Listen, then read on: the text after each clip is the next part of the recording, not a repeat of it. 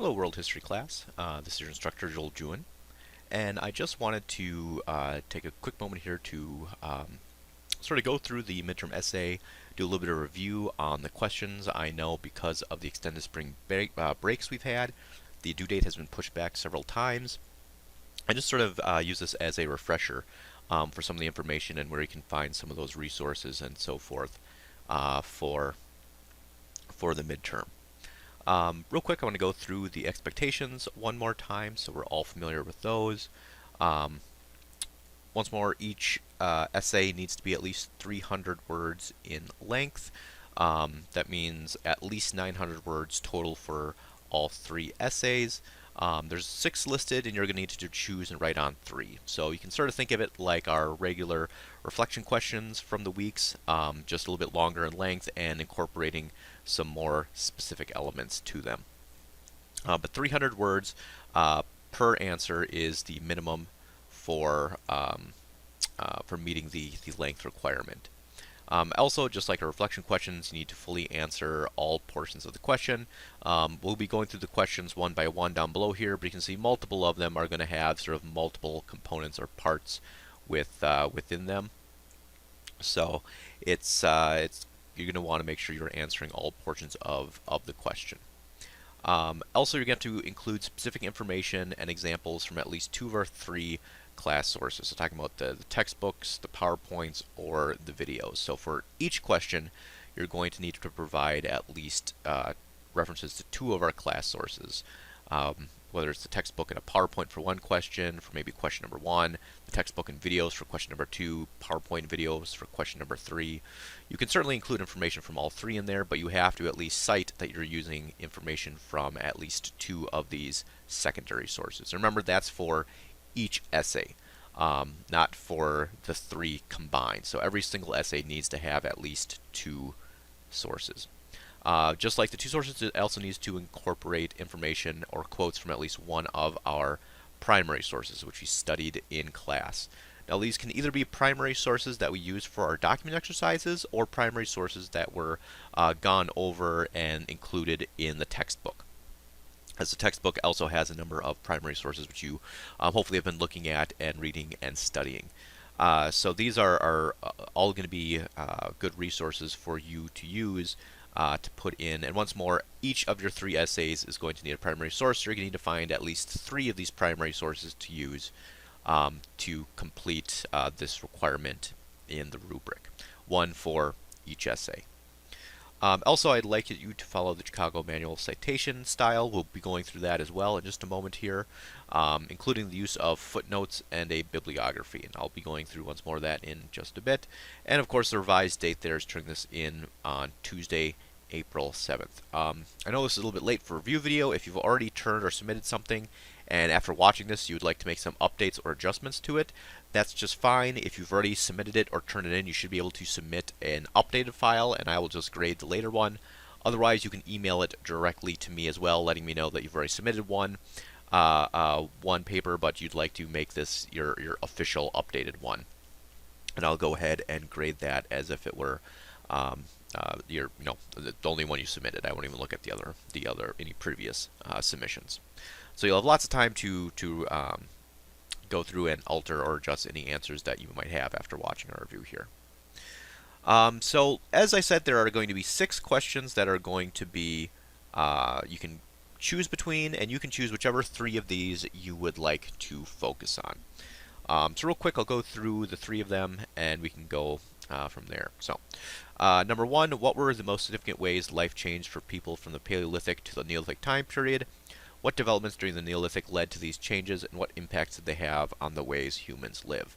Obviously, the most key component of this, hopefully, is going to be your focus on the transition from hunting and gathering lifestyles to agriculture, as that, of course, is sort of the big revolution that takes place during the Neolithic time period. Of course, you are not only going to be sort of limited to agriculture. Of course, in response to or because of agriculture, that leads to a large number of changes between the Paleolithic and the Neolithic time period for peoples, whether it's population sizes, development of larger habitations, social stratification, developments of new tools and technologies to support agriculture. A lot of what we went over and discussed during that first week, the first chapter, the first PowerPoint presentation, is going to include a lot of information that you can focus on here.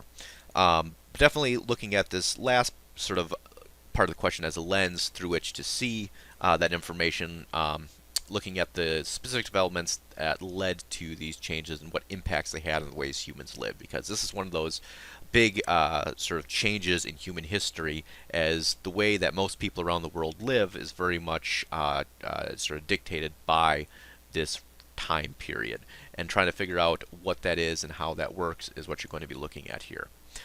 Primary sources are going to be a little bit tricky for this one, as we didn't have a specific one document from this time period, but we did have a lot of is going to be some of those other kinds of primary sources, specifically like images, right? Think about like the cave paintings might be a good example of this. Material culture, right? Artifacts. You can use artifacts from the time period to use as primary sources for this question. Also, if you want to go back and look at the textbook, I'm not sure if there's additional primary sources that they have incorporated in that chapter. That'd be another good one to look for to include into your answers here. All right, looking at number 2, what are some of the most important and impactful ways that natural environments impacted and affected the cultures and civilizations we have learned about this semester? Hopefully this is going to be a question that you're going to say, well, there's almost too much information to include here, because pretty much every civilization and culture and people we've talked about, we've really gone into detail on their natural environment and the ways that it has impacted their culture. So you should have a very wide sort of array to choose from here, whether it's looking at that importance of agriculture and how different cultures sort of adopted that technology and supported that technology and grew around that. Whether it was, just the closeness and proximity to other cultures, or the lack of that, how that impacted or affected the various peoples we have been talking about. Some people in the past have taken this and tried to sort of take in a couple of directions. You can use some of those early, like kind of river valley civilizations we've talked about, and thinking about how important the natural environments were to them. I had other people sort of look at that comparison between the eastern and western hemispheres, of the comparison between Eurasia and the Americas, and how much the natural environments impacted the cultures and civilizations that developed in those locations. So there's lots of areas that you can take this, and like I said, pretty much any chapter we have looked at or read about has had a decent amount of information.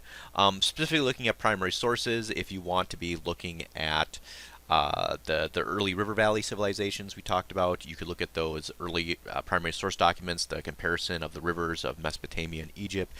You can look at the documents we have from China or the Harappans, artifacts as well that they used to try to get an idea of how that sort of their natural elements are impacting the way they're able to create their cities, express themselves through art, and so forth. All of those would be things that you could potentially go with there. If you want to take a look at trade goods and other sort of natural environments, doing that comparison between the Americas or Eurasia, you could certainly find a way to incorporate that in here as well as primary sources. As we also had, maybe if you even want to go back to that idea of looking at the creation myths of sort of the Epic of Gilgamesh, the example that we had from the Americas, and how much natural environments impacted and played into those, that could be another good primary source you could use for this question. Number 3, compare and contrast two of the civilizations we have learned about this semester. Your response should analyze the political, economic, and cultural elements of these civilizations. Once more, a lot of options here that you could potentially choose from. And a lot of examples that have sort of been already paired together for you that you could utilize. For example, that comparison between Egypt and Mesopotamia is one that people a lot of times will go to, or looking at China and the Harappans, or maybe the Persian Empire and the Greeks, looking at maybe the Maya and the Greeks, or the Maya and the Egyptians. If you want to look at the Eastern versus Western Hemisphere comparison here. A lot of different ways that you could potentially take this question and really looking at sort of in depth how the political, economic, and cultural elements of those civilizations were different from one another, and how they were similar to one another. Maybe contemplating why there are some similarities between cultures that might have been far apart in geography or time, or how maybe even two civilizations that are very close together, for example, maybe Athens and Sparta, were still very, very different from one another. So a lot of different areas and ways that you could potentially take this. And of course, using primary sources that we've looked at from any of those would be fair game. So if you want to take a look at the Egyptian river document, or if you want to take a look at Confucianism or the Hinduism documents, if you want to take a look at the Greek primary sources we were looking at, those would all be good ways you could sort of bring, and good primary sources you could use to help answer number 3. Number 4, what is the Axial Age? In what ways were the ideas of the Axial Age new and revolutionary? How did the creation of Axial Age religions and philosophies help influence and shape the cultures we have been learning about this semester? So this one, you're really going to be looking at our discussion so far of some of those sort of key Axial Age areas, looking at Axial Age China, Axial Age India, maybe going over and looking at Greek rationalism and Greek philosophy. You could also throw Zoroastrianism in there if you would like.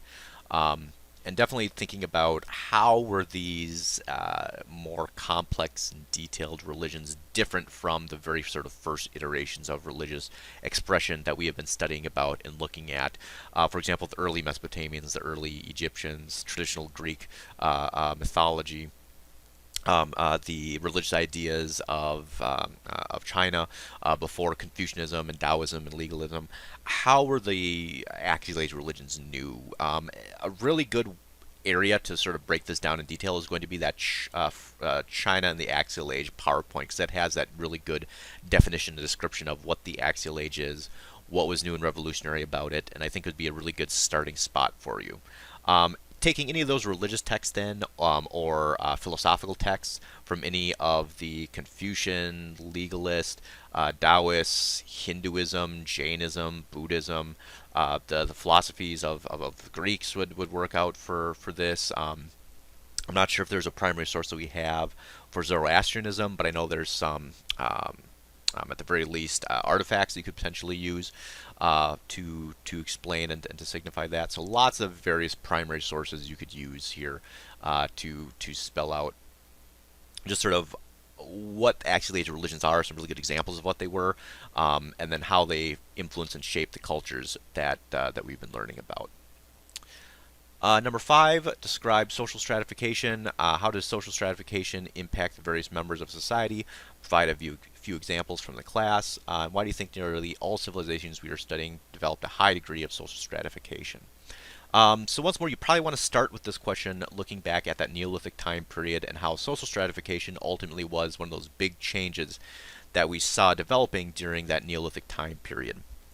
Whereas people suddenly were having more food that they could store in one location for a longer period of time. It led to this idea of sort of concentration of wealth that coincided of people having a kind of better idea of their natural environments and surroundings, so that they could accumulate once more things for themselves.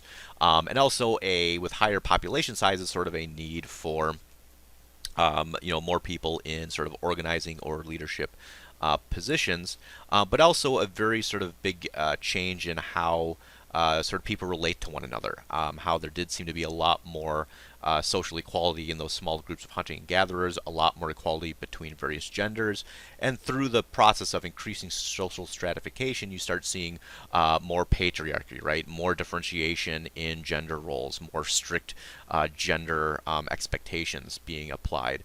So you could really take a look at how this is being played out in a number of the various civilizations that we've talked about. But I definitely sort of start with that idea of how it developed during the Neolithic time period, and then maybe how it played out in one or two of the larger areas that we've been talking about. You could also potentially use this as a way to bring in that idea of pastoral nomads and pastoral nomadism, and how it seems like people who lived outside of these large sedentary states a lot of times did have a different version of social stratification. Certainly not saying it didn't exist, but a lot of times, for example, in those societies, you had less rigid gender roles. For example, you had Scythian warriors being both males and females, right? So you had, so you could also bring in that, sort of example that, so that examples such as that to sort of illustrate how social stratification was still very much sort of tied into resource procurement and the societies that were built up to be less and less equal as time went on in these various locations. And if you wanted to bring in then some of those ideas of the axial age, how really a lot of axial age ideas seem to be there to reinforce social stratification and to try to legitimize and to strengthen separations within a society between people of different groups, for example, the caste system in India, or between different genders, right? How a lot of the axial age religions really sort of doubled down on patriarchy as being sort of the prime sort of domestic way that these people were deciding to organize themselves. And certainly, the decision was often made for people in this regard, right? It wasn't like a whole bunch of people getting together and voting, hey, richer people should be better than poorer people, or men should have a higher status than women. These were things that had already been in place to some degree or another, and the people who were essentially sort of creating these axial age philosophies were the people who were already in positions of power, and they were more or less using those to secure that power that they had already developed. So if you want to bring in some of those axial age ideas and sort of see how that in a lot of ways sort of cemented that idea of social stratification, you can certainly do that as well. Finally, number 6, which developments from the cultures and civilizations we have studied so far this semester still have the greatest impact in our modern world? Why do you believe these aspects, which were developed thousands of years ago, are still impactful today? I can't give you a ton of guidance here because, once more, it's a very open-ended question, and I'm really going to be leaving it up to you to sort of think about what really stood out from you as far as, hey, this is something that we're learning about now that I still see around me pretty much every day, or still has a huge impact on the world around me. So I'm going to, identify that and then figure out why I think it is still so impactful. Certainly, this can be carrying off of some of the things which we may have already discussed earlier here. For example, if you want to bring in agriculture, I'm certainly not going to argue that that's one of the huge things from the time period that is still impactful today. The axial age religions might be another perfect example of portions of our previous question, which would very much apply to this one. But certainly thinking about it in that new way of why are they still so impactful in the world that we see around us is a good way to take it. So those are the questions. If you have any questions on those themselves, please feel free to let me know. Finally, then, for this assignment, I'd like to use Chicago Manual style. There are some examples here. If you go to the citations tool, it will pretty much show you how to cite everything that you need to cite. Also, this YouTube video will show you exactly how to use and put in those footnotes. I'm also going to give you a quick demonstration here in just a moment. I provided sort of some quick guidelines on sources that you can use for the bibliography, so you can feel free to copy and paste those as you need, or edit the information. Obviously, if you're going to be using a PowerPoint that's not Mesopotamia, you're going to want to be changing the name or the title there. But should still give you a pretty good idea of how the formatting is supposed to be. Finally, we can go ahead.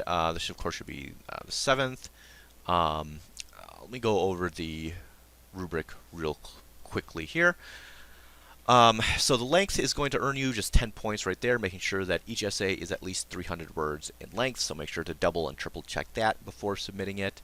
Complete answers, making sure that your answers fully address or attempt to answer all portions of the question, so that you're not only answering parts of the question, they're going in and at least trying to answer all the questions. Examples, this is the one where are you including information from at least 2 secondary class sources. So secondary sources was more the book, the PowerPoints, or the videos. So making sure that you're putting in those to each and every essay. Same way with your primary sources, you're using at least one primary source as an example somewhere in your answer for each and every essay. And finally, 5 points for the citations that you're using Chicago Manual style, including a bibliography and footnotes. I'm not going to, like I said, you can see there's not a ton of points linked to this, so if you're not feeling comfortable about this, I wouldn't worry or stress too much about it because it is a very, very small portion and percentage of your grade. Finally, understanding, making sure that the essays demonstrate understanding of historical information, people, concepts, and context.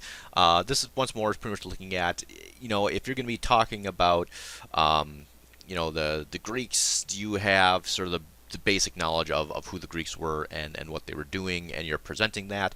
You're not presenting any false or inaccurate information. You're not saying that Athens was formed in 500 AD or something like that. That the information you're providing is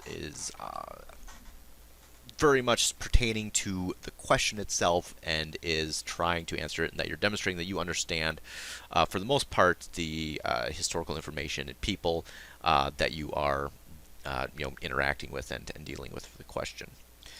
Clarity is the idea of essentially making sure that the writing is, including spelling, grammar, sentence structure, word choice, are not hindering my ability to understand what you're trying to say. If there's a lot of spelling errors, if your sentences are very garbled together and I can't understand the points you're trying to make, it's very difficult for me to give you full points in this category. So I'm not going to be going over your work with a fine-tooth comb and trying to pick out every little spelling error or whatever, but if it gets to the point where I'm having difficulty understanding what you're trying to say, that's where you might be marked down in this clarity category. But as long as I can understand and easily tell what the point you're trying to get across, you'll be getting pretty much full points here. And finally, perspective, including your own thoughts, ideas, opinions, and reactions to the information. While I would like you to use quotes, and I would like you to obviously use specific examples from the textbooks and primary sources, your answer shouldn't just be, here's a quote, here's a quote, here's a quote. You need to be reformulating things, creating your own ideas, your own thoughts, your own opinions, and putting those into your answers as well. Alright, so those are the requirements. Real quick, I'm going to give it back up and just give a quick tutorial on those footnotes, because I know a lot of people have had questions about that. You can go ahead and follow and watch this YouTube video for more detailed information on how to do that. Real quick, I'm just going to pop into Word. I'm just going to show you in general how footnotes work. So if you're writing out a sentence,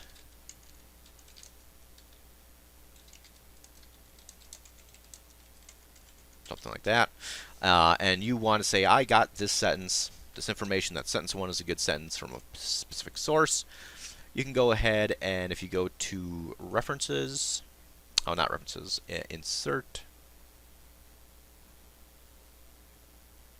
it was references. There we go. Sorry. Yes, it was references, insert footnote. It's sort of the second main tab over, has a little A, B, and the one up here. If you click that, it'll automatically put it into your document. So your footnote is already listed here, and your note will go down here. And then you can simply down here put in the bibliographic information that you are working with. So if you want to go back to our guide here, let's say you were using the textbook, you could essentially just copy this in and paste that down here. Let's say you were looking at page 37. And that will go ahead and let me know that this footnote right here, the information you got, was from this book right here. Now, if you would like to go ahead and create another sentence,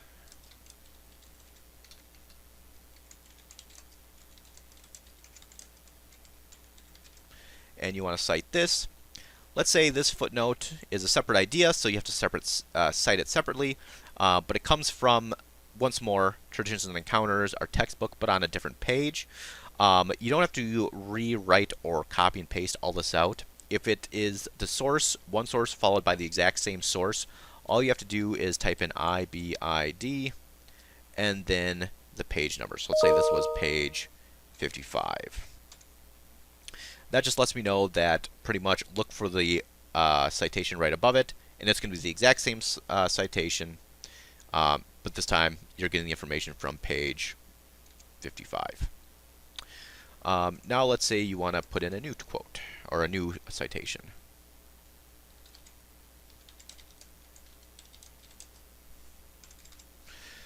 So then let's say this piece of information you got from one of our videos, so we'll go down here, copy this in.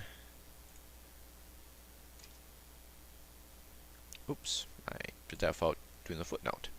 So you actually got to physically go up here and insert the footnote. There we go.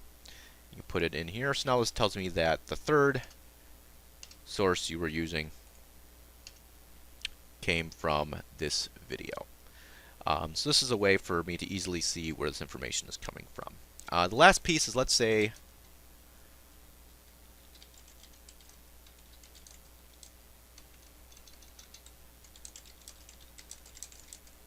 you want to then go back to the textbook after having put in an additional source. So you can't use IBID again because IBID signifies that number 4 would be once more from the video, but you want it to be from Traditions and Encounters. Once more, you don't need to put in this entire citation again. You can essentially do a abbreviated version with just the author's last name and then the page number. So that would let me know that this is once more coming from Bentley Traditions and Encounters, this time on page 67 since you've already used that. So hopefully that gives you an idea of how to use these footnotes. They're really not as scary as they might seem. And the best news is, even if you're not able to get it down, there's only 5 points there, which even if you lose out on those 5 points, could very easily be made up in other ways. So hopefully this is going to be useful to you. Let me know if you have any questions about the midterm or about the questions or the citations or anything else. I am always, of course, willing and happy to go through and answer those for you. All right, good luck everyone, and have a great weekend.